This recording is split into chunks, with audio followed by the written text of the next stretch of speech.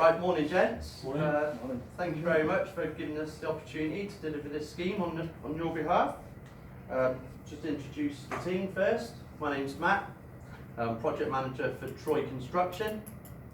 I've been with the company for 12 years, worked myself right up from the bottom, started on the shovel. By default I've ended up as a Project Manager. Got Simon Hibbard, he's been with the company 10 years. He's now our compliance manager, so we make sure keeps a tight rein on us, make sure everything's in place. Morning. Morning. Morning. We've got Troy Hodson. As you can by the name, he's a part of the family that started the business up. He's now the health and safety coordinator. We've got Dave Knight. Morning. Morning. Again, been with the company 5 years. Site manager. Ross Barr, again, been with the company, same amount of time, site manager.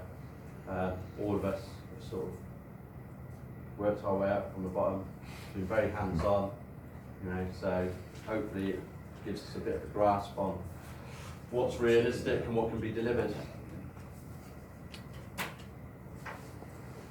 Right, so contract information. We've got the designer is Dion Designs. The principal designer is Diablo Design and Build. We've got the principal contractor, Supernova Civil Engineering. Site name is Bramley Bridge Renewal. The project itself is a bridge installation over the A108. And the duration of the scheme, we're looking at 14 days. I'll just pass you over to Ross, who's going to go through the site layout. How you doing? I'm Ross, as Matt said, I'm a site manager here. I'm just going to give you a bit of a run through of our site layout. We're going to take full control of this A108 dual carriageway for the full duration, so basically there'll be no traffic in and out unless they're accessing our site. We'll also take temporary road closures for these two roads. That'll be done when the bridge is getting installed, but we'll go through a wee bit of that a bit later. We're going to have two access points and egress points at either side of the carriageway. It's one way through, so if you come in here, you can right through. Same on this side through the barrier. It's 5 miles an hour. You need to sign in at the security guard and also sign out. He'll take all your details, make sure we do that. Inside the work site, as I say, once you get inside, stick to the 5 mile an hour speed limit. We're quite strict with that. We had to kick somewhere off, obviously, because they never stuck to that. Parking, so as you access each end, we've got authorised parking spaces here. If you just drive into them, you'll get out. That will take you onto the walking route, which will take you into the side cabins. Welfare facilities are here. This is where we are just now. And there is a site canteen here, site office, first aid facilities, drying room for your PPE, male and female toilets, and plant storage cabins for all tools, etc. We also have a bowser at each end for the fuel for when our machines are here. Each canteen will consist of hot and cold water, running water, cleaning facilities, a microwave, and a small fridge in each one, which will be here. Muster point in the event of a fire. We don't have any fire drills planned for today, so if you hear any alarms go off, meet here. We'll get it all signed in. I'll just hand you back over to Mark and he'll go through the rest of the induction with you. Right, so as you're aware, we've got installed 2 precast concrete sections over the A108. Due to needing to take road closures on the A1073, we are going to have to carry out the works at night for that phase of the installation. We applied to get traffic full road closures for the duration of the works on the A1073 and the A108 and the A150, but local authorities wouldn't let us. It was too much. They couldn't allow us to take everything because you've also got an airport further down, so you need access to the airport, and there's a hospital further down. So the only way they would do it was to give us 2 nights when we can have all of the roads closed, which is going to give us enough of an exclusion zone to lift the precast sections in. On the first Monday night, we're going to put the first section in. So the low loader will be brought along eastbound and stationed here in readiness for the crane to lift the section on. The highway permissible cranes will come in and park either side of the concrete columns and sit in readiness for the lift supervisor to give instruction to lift the concrete sections into place. Due to it being night working, we've got tower floodlights positioned in the corners. Got additional banksmen as well, who will be put in position as well required by the lift supervisor on the night. As you can appreciate, there's more planning involved in the lift than the lift itself. We're looking at between 3 to 4 hours to get this concrete section in place, and once we've got the section in place, that will be the scheme completed for that night. On Tuesday night, we'll be doing the same, and we'll be mirroring it. So we'll need to take the A150, take that closure. The loader will come again on the A108 East. Like this side, the cranes will be either side of the concrete column. Again, lifted from the low loader onto the concrete columns and into place. That's pretty much it for the bridge being installed. Site security. We're using an outside contractor for the site security, a company called Balboa Drago Security. We'll have 2 SIA licensed security guards patrolling on rotation 24 hours a day. So you have 4 security guards in total. We'll be utilising robotic CCTV, which is, as you can see by the picture, towable CCTV units kept in place, and they consist of day and night motion sensor units, and they're set up to cover the entire site. So if there's anything happens when there's not anybody there, the site managers, the contractors have all got an app on their phone so they can monitor the CCTVs. The access and egress into the site, we'll have manually operated barriers as well. So there'll be somebody on the gate. You can't get in unless you sign in and lift the barriers. Right, so site signage. I'll pass you over to Simon to go through a few examples of the signs on site. Thanks, Matt. Hello, gents. I'm Simon Ibbott. Worked for Troy Construction for 10 years as compliance manager.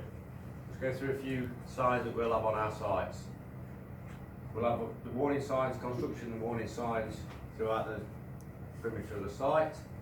There's fire muster points. Will be adjacent to the cabins on site, the welfare cabins. First aid signs will be the site office. There'll be no smoking on our site, so no smoking signs will be throughout the site.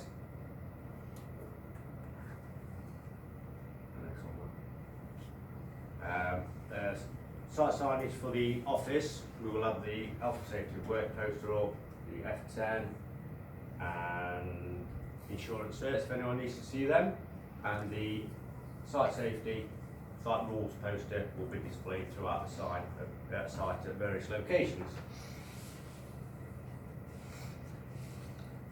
Go back one. We'll also have authorised walking routes throughout the site, which will be signed up. Now I'd like to pass you on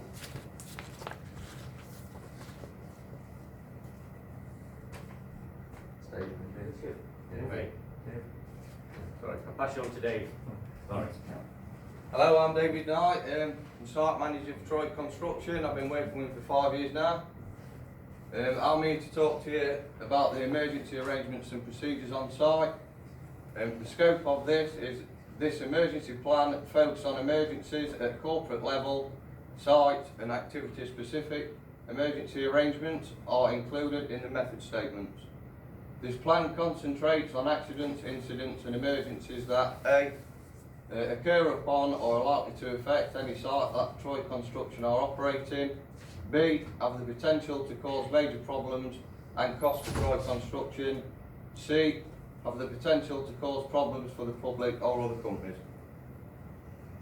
The definition of these is a major incident is an emergency that requires the implementation of special arrangements by one or more of the emergency services, NHS or the local authority.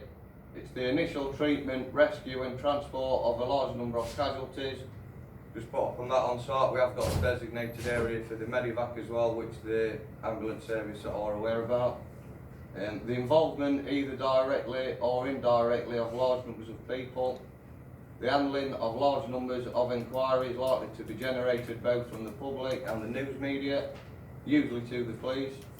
The need for a large-scale combined resources of 2 or more of the emergency services. The mobilisation and organisation of the arrangement services and supporting organisations, example local authority, to cater for the threat of death, serious injury or homelessness to a large number of people. The discovery of significant environmental effects and requires immediate attention. The process we go through this is the health and safety considerations must take priority in the control of the risk. The essential actions is think safely, do not put yourself or anybody else in danger at any time. Stop all equipment and machinery immediately. Make all equipment and machinery safe. Deal with the immediate control measures. Do not interfere with anything which may be classified as evidence, so preserve the scene at all times. And contact the emergency services if necessary and provide all irrelevant details to the emergency services.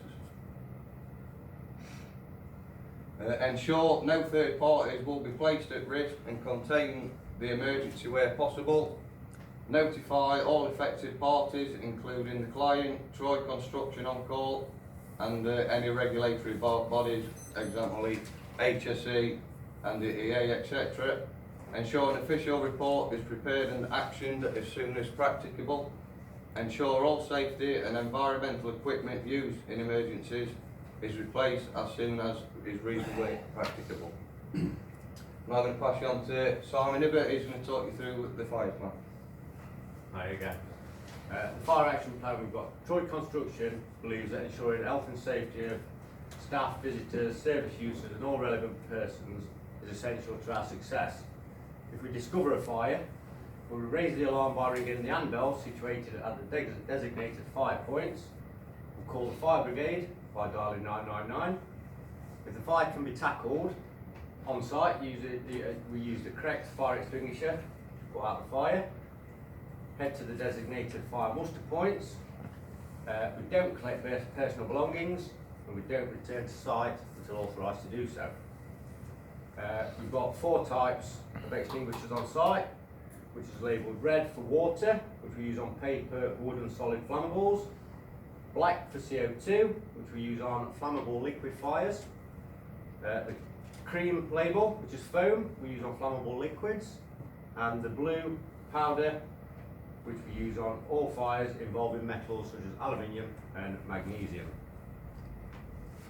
We're going to pass you over now to Troy Coxlong for the side rules.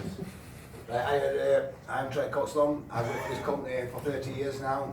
I know I might introduce me as Troy Hudson, but as of yesterday, I'm proud to say I married my husband and I'm Troy Coxlong. I worked for Troy Construction for 30 years now in health and safety coordinator. I'm just going to go through today. We have a few site rules that we expect you to adhere to whilst you're on our sites. Number 1, as per usual, PPE to be worn at all times, a minimum of safety boots with ankle protection, a hard hat, ear defenders that are adequate for the task being carried out, eye protection for the task being carried out, full orange high visibility clothing, and hand protection cut 5. Before we commence any work here, we expect everybody to be inducted and inductions will be at the site cabin on Monday mornings at 8 AM and will include a DNA screening. Drugs and alcohol. We always expect to keep a clean and tidy site, which coincides with an happy site. Do not put yourself or others at risk at any times. Observe and acknowledge safety signs and procedures which we have throughout the site. There's no smoking policy on our sites whatsoever. Don't walk by, report defects and near misses. So if you see any faults or out like that, let's get them raised as soon as possible and then we can try and eradicate them as soon as we can. Do not tamper with equipment and plant, and if in doubt, ask. Everybody's here to help each other, so if you've got any problems, don't be afraid to ask. Only carry out tasks and duties that you are trained to do and that you're certified to do. We're not expected to do anything that you're not trained in. We've got people here that are trained in every aspect that we carry out, so everybody just stick to the duty that they're here to do. Adhere to designated walkways, which we've got moving planting here, moving traffic, so we've got it fenced off so you can walk inside the fencing areas. So just make sure you stick to them because it eradicates any accidents and everybody knows where everybody is. Always sign in on daily register at the start of every shift, and like most sites, I suppose that you've been on, we've got security at either end. You will sign in with them, offer your register, give them your registration, and you'll be signed in and signed out so we know who's on site at all times, in case we need to fire assembly point and so we can check register. Food's only got to be consumed in welfare facilities, so we can try and keep down rats and stuff like that. People tend to throw stuff on the floor and all that, so you stick to welfares and use all bins and all that. Exclusion zones are to be monitored and maintained at all times. We've got machinery that's getting moved about and stuff like that, so you will be briefed before you start work, and make sure that you don't stray into anything that could cause any damage, harm or daily site briefs to be attended before the start of every shift, so basically everybody's aware of what's going on that day. And the plant and vehicles to display orange and green beacons at all times, and most of all, respect others. And that's it, yeah, respect. Remember, emergency procedures, S for safety, safe system of work, P for PPE, E, everybody at home to their families, C, control measures to be applied at all days. Yeah, it says days, yes. This is what I said to me up. 30 years in this job, I've never seen nothing like that. And T for Troy Construction. Thank you very much. I'd like to, and this Hampton chap here is obviously displaying the PPE that we require on site. And right, I'd like to pass you on to Matt Harrison to finish our presentation off. Thank you very much. Right, gents, just a bit of additional information that coincides with the project. Because of the nature of the work, we've got some heavy lifting going on, some large plant, got road closures in place, so we can be quite disruptive to others. We've notified the local businesses, the train stations, the airports. We gave them 12 weeks notice. And it's been also published in the local newspapers, so everybody is aware of what we're doing. Due to the nature of the works, there aren't any ecological restrictions. We're working on a road. Again, we've had a third-party ecologist go out, and the nature of the work, we're not causing any issues. Just want to go through the daily reporting. Again, working for you guys, we appreciate that. Communication is key. So progress will be communicated from site level to Troy Construction Project Management, and then delivered to you guys in a site report. On a daily basis, we will record the percentage of the scheme completed, any issues with regards to adverse weather. All of the operatives will be listed with their competencies listed as well, as you're aware. Minimum for plant, CPCS, minimum for the men on the ground, CSCS. We'll list all of the plant and equipment and materials being used. The chronological site log will be recorded. We record all visitors. Daily photographs will be taken before, during and after. again, so you guys can sort of monitor the progress, see what's going on. And again, we will record any on-site delays or issues that would have any implication on the programme. The staff associated with the task, we've got the management team, so we've got the project manager, the site managers, who are all a minimum of SMSTS and first aid trained, site supervisors, who are a minimum of triple STS first aid trained, health and safety coordinator will be on site at all times, who's again first aid trained, NEBOSH competent. We've got the lift supervisors, or crane supervisors.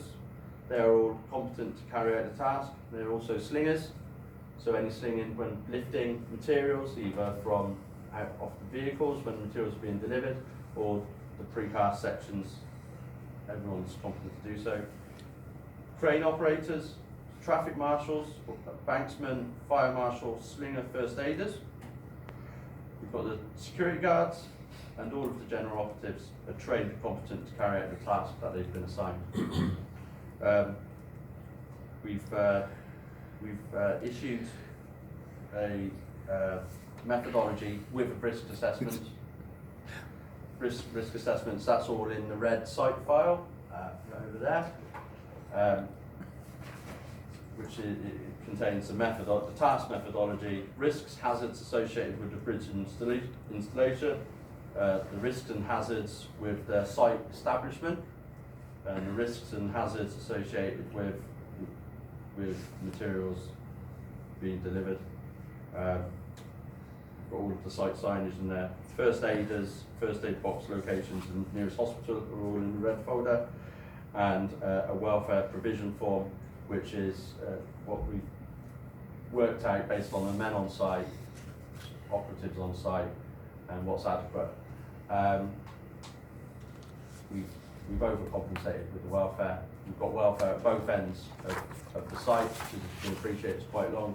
We didn't want people spending the entire their time for the break walking from one end of the site to the other, so we made sure that the welfare were at either end, so the lads are close. And that's it.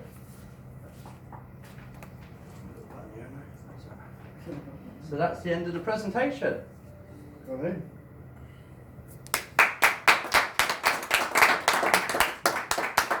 Q&A then, please, guys. Q&A. I've got one quite concerned, being a smoker myself, saying it's a no smoking site whatsoever.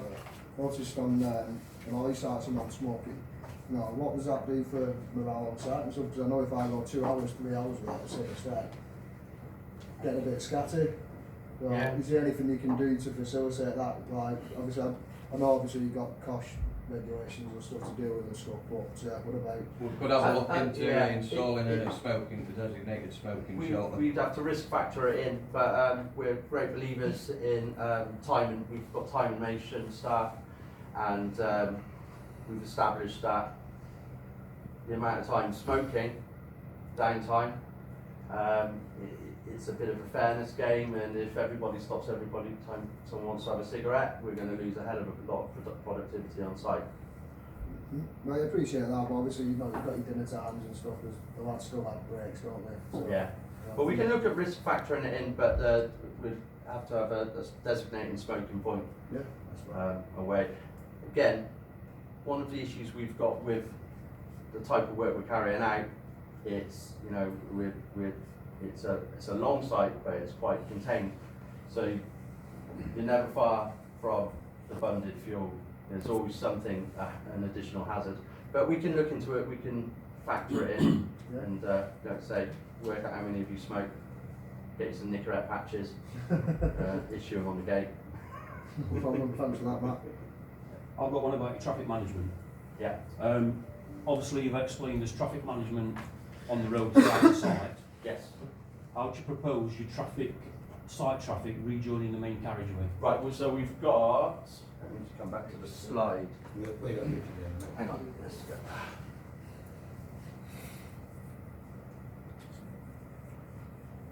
Right, so, you can't see it on the slide. We've got, this is your physical work site, okay? Yeah. So you've got your 5 mile an hour.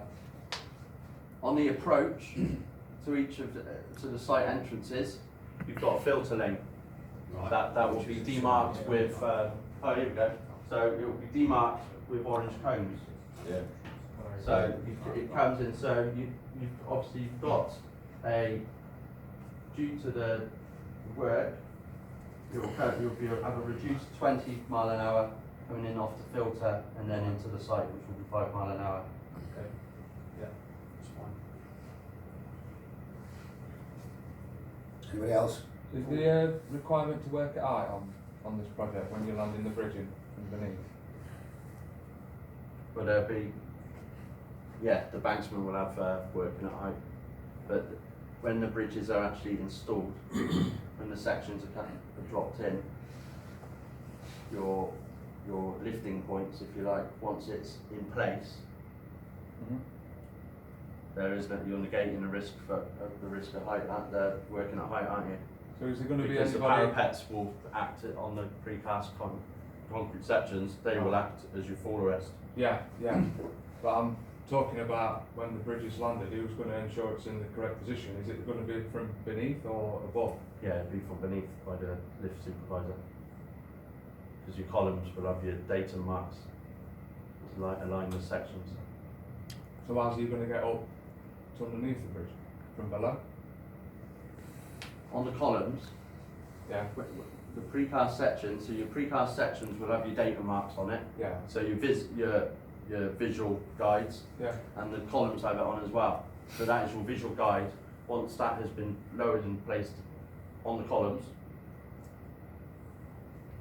you won't have a risk of working at height, because to detach the slings from the precast Yeah. will be protected by the parapet walls. Yeah. So there's going to be nobody beneath the bridge working? No. at all? No. So everything's going to be done from the top? Well, you'd be lifting it into place, yeah. Yeah. You said there that you're going to be doing a lot of this work at night. Yeah. Obviously, we've got a lot of lighting. We took into consideration the aircraft movements going into Yeah, the airport. no, yeah, airports were notified, and the local railway station. Just for the your muster points, the main places I would maybe see a fire hazard, a fire risk would either be with your fuel storage, Yeah. your plant storage, and possibly your welfare with all the electrics, but yet you've got your muster point directly in the middle of those three things. Would You've it got not your be- muster point in between. in between two quite high potential fire hazards. Would it not make sense to maybe move them away? Yeah, we can Something look like at that, amending safer. it, amending the fire action plan. And then just on the PPE, Yeah. the lovely picture, it said this is your sort of minimum requirement for your PPE. Now obviously in hot weather working, wearing a jacket, would you would be able to lower that to a t-shirt or a long sleeve t-shirt? The programme's planned in between January and February, so we've taken into account that. No, I just know when I do a bit of graft, I sweat a lot, so a jacket for me wouldn't. I'd need to take my jacket off. Yeah. They're breathable. Gore-Tex. Yeah. Right. Okay. What's It is a minimum of long sleeves. Yeah. But a t-shirt would suffice. Though. Yeah, You a don't long have to wear sleeve a jacket. t-shirt. Yeah, a long sleeve t-shirt. Is there One any, thing- any chance of any overrun? Because obviously you're blocking a major road here. We've factored in contingency shifts. So the lift will be on the Monday and the Tuesday night, Right. but we've also factored in for the Wednesday and Thursday. But that's for the other road closures, so it's a case of notifying the traffic management company if they're So- going to be required. I take it the businesses, the airport and everybody else, you've The notified? local businesses, airports, stations we've taken it to. They need to assume that it will be carried out in the 14-day programme. Right. There's one on the security. So there's 2 times security, 24 hours a day. Does that Yeah. mean they're constantly going to be on for the full 24 hours? Or No, it's 12-hour one shifts. each? Is that one So per you've got shift? or per two shift? security guards per shift. Yeah, and 12-hour shift. Yeah. Beautiful. Just with the 2 accesses you've got, how are you going to monitor who's coming in and out of the site if you've got 2 And that's traffic marshals on the gate. traffic marshals? So where's your site registered from? With the traffic marshal on the gate. So he's going to register who's coming in and out? Yes. So if there was a fire hazard, those two marshals will need to make sure that they've got the correct sheets. The electronic. It's electronic on iPad. Is it electronic? Yes, Is it? don't worry about it. How did they communicate Have they then, seen- these two traffic They've got marshals? duplex communications. They stretch that far, did they? Yeah, 3.6 mile radius. Just because obviously they're only going to have half the people when they're coming in. Sorry, did you mention a lift plan? Yes, Yes. lift plans in the site file. Would you like to have a look? Is that 5 minutes yet? That's it, yeah. There we go. Well done, guys.